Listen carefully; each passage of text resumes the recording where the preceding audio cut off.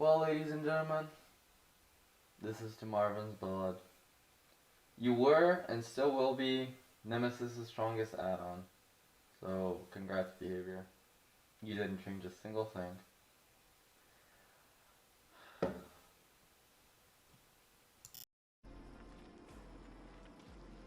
Hey guys, my name's Sharp.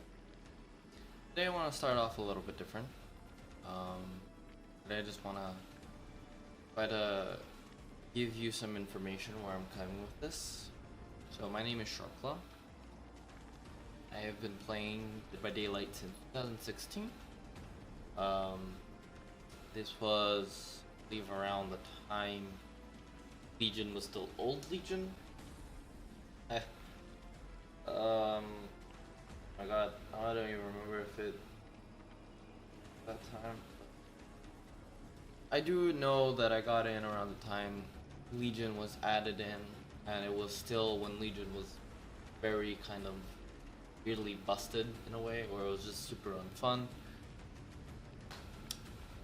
So yeah, I at that point I was just playing Pig as when I went to play Killer.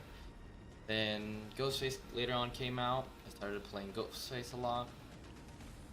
Then once Legion was reworked and people were not calling people who main Legion bad stuff, I also then took up Legion. Then Demogorgon came out, also took up between those four, and kind of recent-ish, we got Nemmy here. And when Nemmy was added, it was kind of still weakish. Very small buffs were made to him, but still nothing much. The one main thing was tier 3 got the movement speed added. We were playing Nemmy before that. It was a little bit rougher, but it didn't change too much at the start. Later on, I found out that movement speed buff he gets on tier 3 can do some things that he couldn't do before. So it did make a difference. People think that it doesn't. It does make a difference, and I'll get to that later. But yeah, I just wanted to give a little introduction. So, if you aren't up to date with the mid chapter for this update that's coming out well, soonish, I will post the description down below. If you haven't read up on like the dev notes and all that stuff, Nemmy is having one of his best add-ons, but will still remain the best add-ons nerfed. And Mikael's eye, for some reason, is also getting butchered, but alright. And a lot of people did some lash outs because of this. And to a degree, I understand the nerf. I actually do. I just came back. I was streaming for an entire week. 22 and a half hours were spent. 72 matches in total was done, as I had 72 Mikael's eyes and 70 Marvin's blood. And I legit went and put myself through a challenge to just spend them all.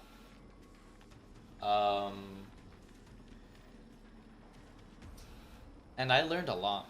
I learned a lot about Nemmy, and I learned a lot about mostly Marvin's blood. Mikael's is just making zombies move faster. It's not really all that much.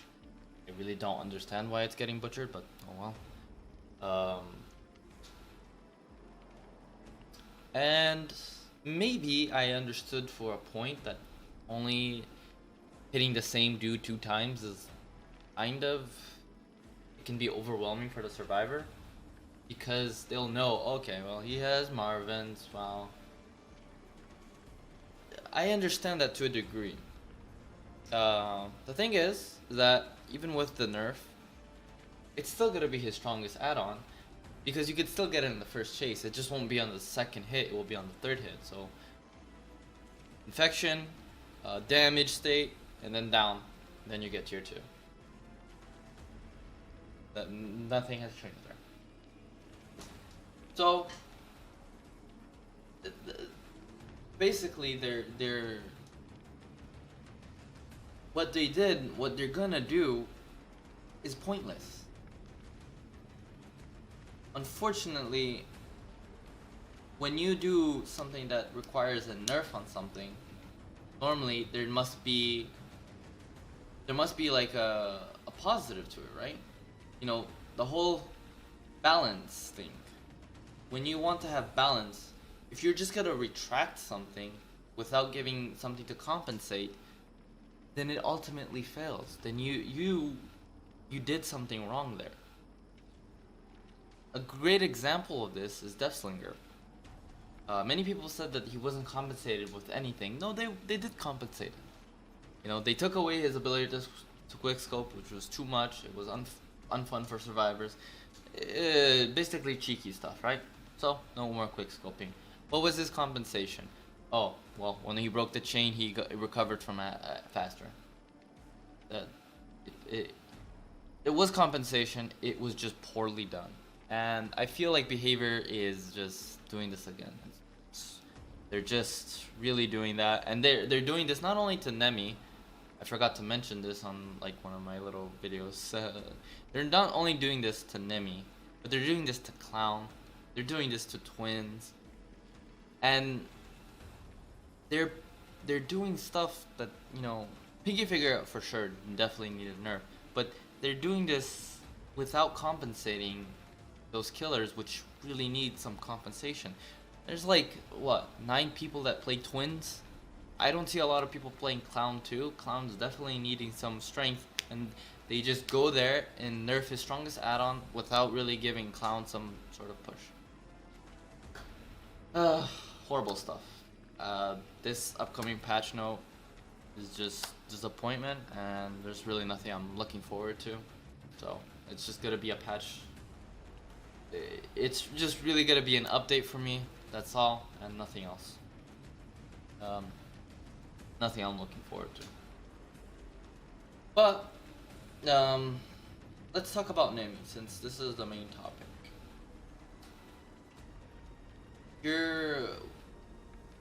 It's obvious how Behavior got to get to the bottom. Okay, Marvin's is too overpowered.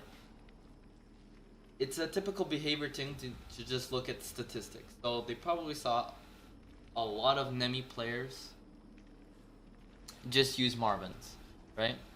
Probably the go-to for Nemmy players is Marvin's and Broken Recovery Coins. These are his like best go-to add-ons. And now I'm glad that Broken Recovery Coin was not nerfed, but Marvin's. You probably saw this on almost every Nemmy player. Behavior is gonna look at that and see, okay, it's definitely overpowered and needs nerf. And to a degree, like I said, I understand that. Out of all my 72 matches, cheering up was super fast with this. And this is all you need. This is all you need. But if you're gonna nerf that, before you nerf it, why not look at the other stuff so that, you know, you could have a good exchange for that? Behavior just... it fails so bad at this. Because they don't look at everything before, you know, before they do something. So, what's gonna happen here is people are still gonna bring Marvin's. Recovery Coin's probably be the best thing here. And everything else is just situational, and probably situational.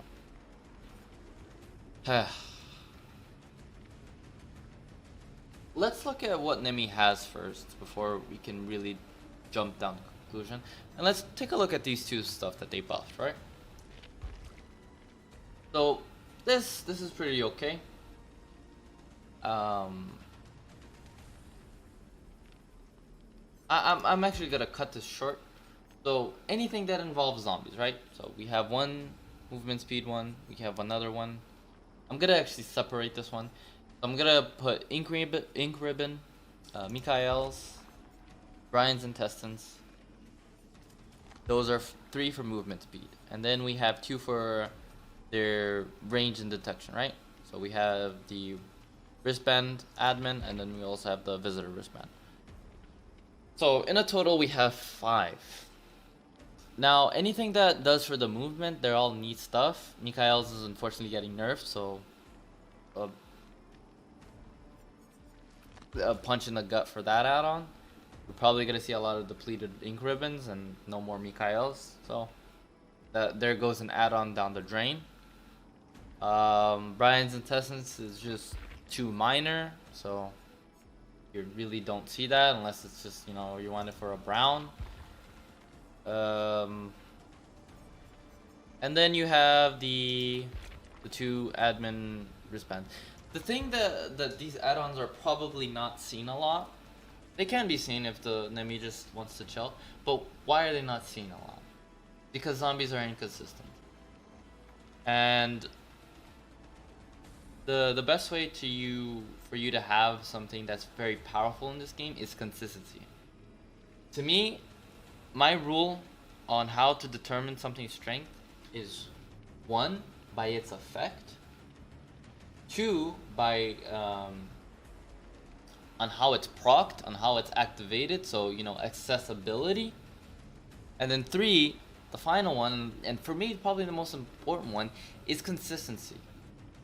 All these add-ons that involve the zombies are somewhat inconsistent.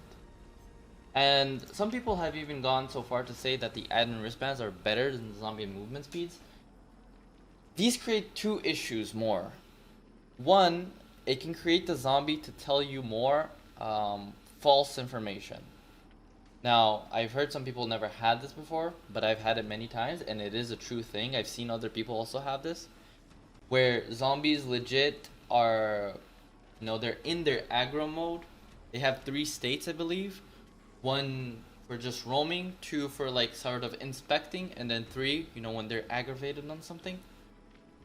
They'll go in their aggro mode on like someone, but someone who has not been there for a very long time. Like they were there, but you know, very long time. So basically, it's feeding the player false information, and it's not doing this because, you know, on purpose. It's just a bug, right? Someone was there, the zombie's attracted to something, but it's no longer there. Not only this, but there are perks to also, you know, have the zombies aggravate on something. Such as Pebble, Flashbang, the Deception. Those things alert the zombies. Now, obviously, probably not really gonna happen much, but it's still there. It still can be used against you. So, be on the lookout for that. So, there's one problem with the wristbands. The other problem is that as it aggravates earlier, their detection range becomes bigger. This also creates a problem for them to get stuck easier. If they're going into someone in a certain angle where there's a boulder between a person and a gen, then if the zombie's already walking into that boulder, then boom, you just got your zombie stuck because it detected someone in a further range, and then it got itself stuck. So. And this tends to happen a lot, I see, with these add-ons. These add-ons are a little bit better sometimes than the movement speed ones, because they do, I do notice that they do tend to be around people much more often than, you know, just having them under roaming state. So it does help in that regards, but still inconsistent because zombies are just RNG, they're very inconsistent. So there's a breakdown to anything that affects the zombie. Now, I'm just gonna move on to the 2 iridescent ones because one of them has to do with the zombies. The description for this is wrong. It lasts a minute, and it's gonna be buffed to 150. Honestly, I think that this is weaker than every other zombie movement speed add-on because this is even more inconsistent. So this has the accessibility also a bit lowered because while all the other zombie movement speed are very accessible because they're from start to game and then end to game. Zombies will have that speed. This can only proc 5 times. It lasts a minute, but it can only proc 5 times. There's only 5 gens that the survivors can do. So you'll have this be used in a total of 5 times. However, you could legit, survivors can legit pop a gen. A zombie is in its roaming state. It doesn't have anyone, and there's no one in that area. So, what's the zombie gonna do in that entire minute? Just walk around with 150 speed. Wow. Okay. Another thing that can happen, it could just be aggroed onto someone, but then it could be stuck, which also tends to happen a lot. It can be stuck on a tree, rock, those hills. Sometimes they do end up getting stuck on it somehow. It can be stuck on an elevation area. A lot can happen with these zombies. So, boom, another waste down the drain. 3, survivors legit have tools to paralyze the zombie, aka flashlights and flashbangs. There you go. They stay stunned at a pretty generous time. So, there you go, an entire minute down the drain. Really, not that good stuff. You could legit, a survivor can legit kill a zombie with a pallet, and they stay gone for 45 seconds, so almost an entire minute. This add-on does nothing. Very much more inconsistent than the other movement speed ones. So I would not take this. It can be better, it can be not. You're rolling a dice for it. I still don't like it because I do tend to like what's more consistent, and this is very inconsistent. Now moving on to the umbrella badge. This will be buffed to a minute. I don't know how many times this has been buffed. I think it was 15 seconds, and then now 30, and then now 60.